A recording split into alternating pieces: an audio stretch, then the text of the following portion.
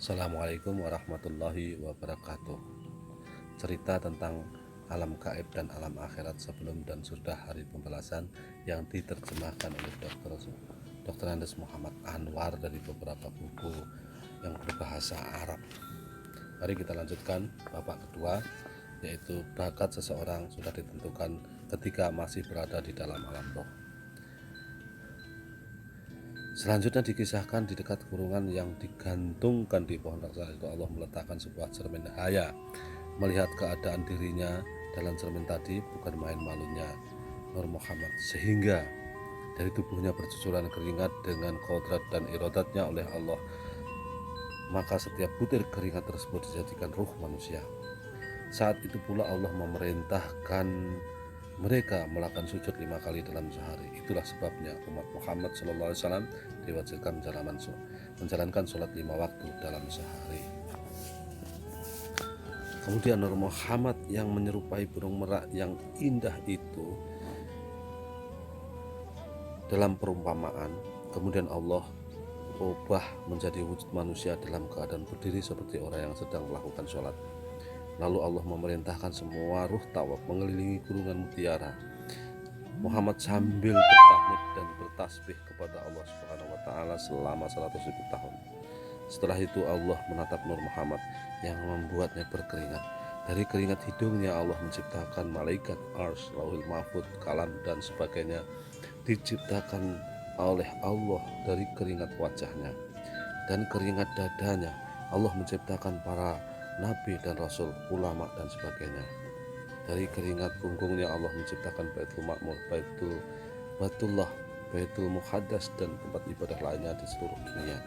Ruh-ruh umat Muhammad, laki-laki dan perempuan oleh Allah diciptakan dari keringat halis Muhammad, sedangkan ruh kaum Yahudi dan Nasrani serta orang sesat lainnya diciptakan dari keringat telinga kirinya. Dan dari keringat kakinya Allah menciptakan alam semesta beserta isinya.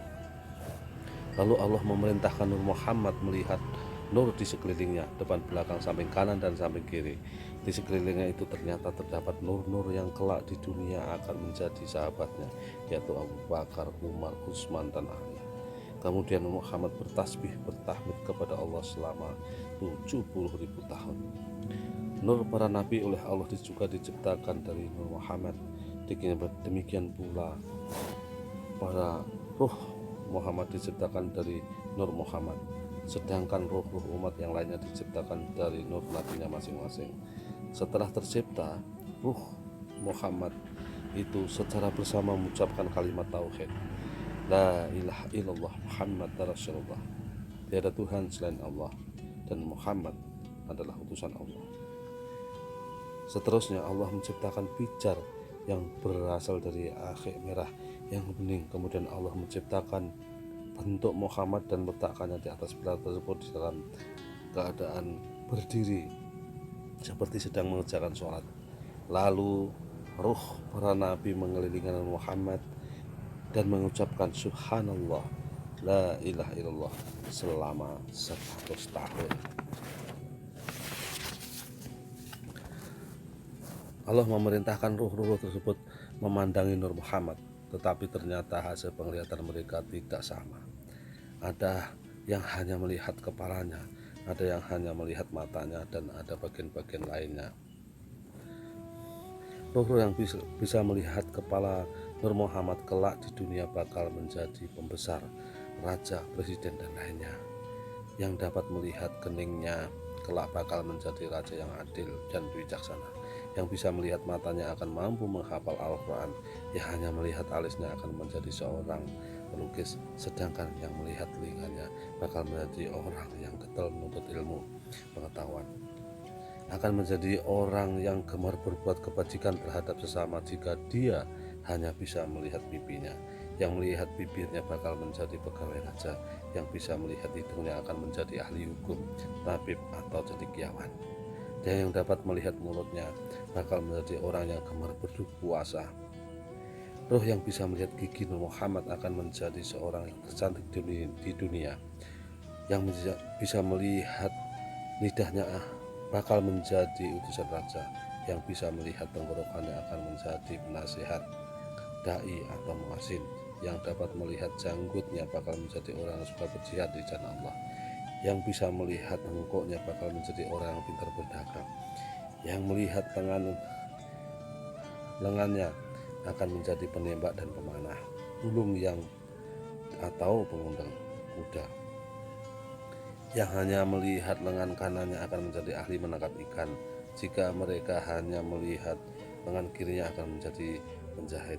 Yang bisa melihat telapak tangannya akan menjadi pengrajin emas atau tukang timbangan. Begitu pula yang hanya bisa melihat telapak tangan kirinya akan menjadi tukang timbangan. Yang mampu melihat kedua tangannya akan menjadi dermawan.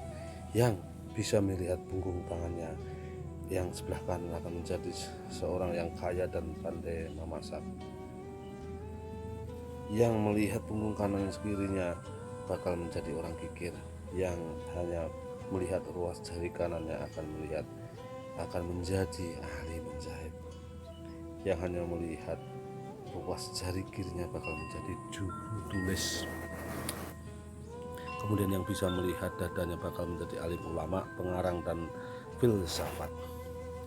Sedangkan yang bisa melihat punggung Nur Muhammad kelak akan menjadi orang soleh yang berbakti kepada Allah.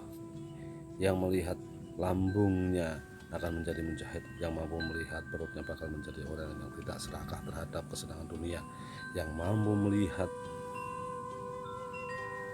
kedua lututnya bakal menjadi orang yang rajin mengerjakan sholat. Dan yang mampu melihat kedua kakinya bakal menjadi pemburu yang ulung. Yang bisa melihat telapak kakinya bakal menjadi pengembara dunia. Dan yang bisa melihat bayangannya bakal menjadi penyanyi, penari atau pemusik. Demikianlah setiap ruh yang melihat tidak sama dalam melihat Nur Muhammad. Begitu pula ruh kita. Waktu itu kita pula menyaksikan Nur Muhammad. Jika pada waktu itu ruh kita bisa melihat lebih dari satu anggota Nur Muhammad, berarti di dunia yang mempunyai lebih dari satu macam bakat.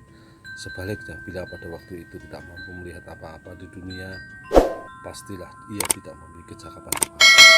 Jelasnya, bakat seseorang di dunia telah tampak dan ditetapkan semenjak masih berada di dalam ruh.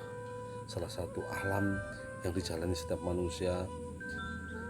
Kemudian Allah menjadikan 4 alam manusia, dan manusia berpindah dari satu alam ke alam lainnya. Alam itu adalah, yang pertama adalah alam ruh. Tetapi ini manusia belum berwujud atau memiliki wujud kasar. Aktivitas ruh pada saat itu hanyalah bertasbih kepada Allah Ta'ala. Yang kedua adalah alam nyata, yaitu manusia mulai dari umur sedetik di dalam rahim ibunya hingga matinya. Kemudian yang ketiga adalah alam barzah, alam yang tersembunyi dari pandangan manusia. Dalam alam ini ruh sudah berpisah dengan raganya. Dan yang keempat adalah alam akhirat.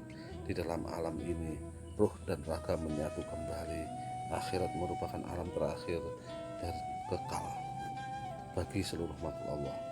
Alam dunialah yang menjadi medium bagi pengembangan dan pelaksanaan bakat seseorang. Selanjutnya,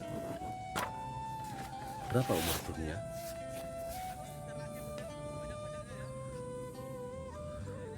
Berapa umur dunia? Pada saat ini tidak ada seorang pun yang tahu.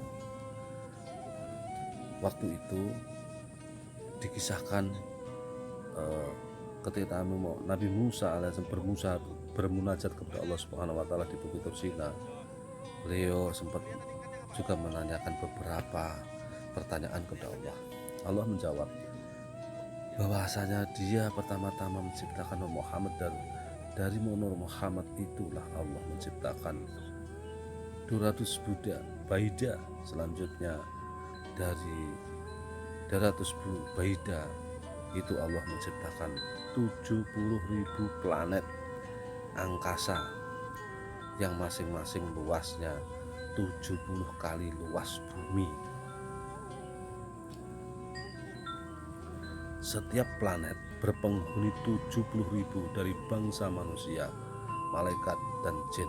Allah menciptakan semua itu hanya dengan kalimat kun fayakun, dan mereka beribadah kepada Allah selama 70.000 tahun. Tetapi akhirnya mereka mendurkai Allah sehingga dia membinasakan mereka.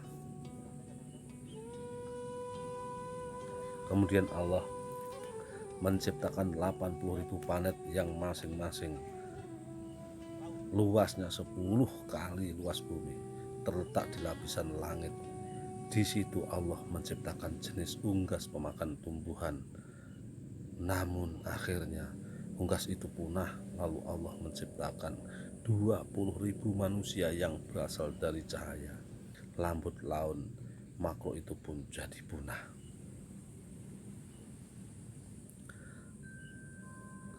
Sedangkan 70.000 tahun itu Allah menciptakan kalam, lauhil mahfud, ars, kursi dan malaikat. 70.000 tahun kemudian Allah menciptakan surga dan neraka. Setelah penciptaan surga dan neraka, itulah Allah menciptakan manusia pertama, yaitu Adam alaihissalam. Begitulah kita sambung cerita selanjutnya. Assalamualaikum warahmatullahi wabarakatuh.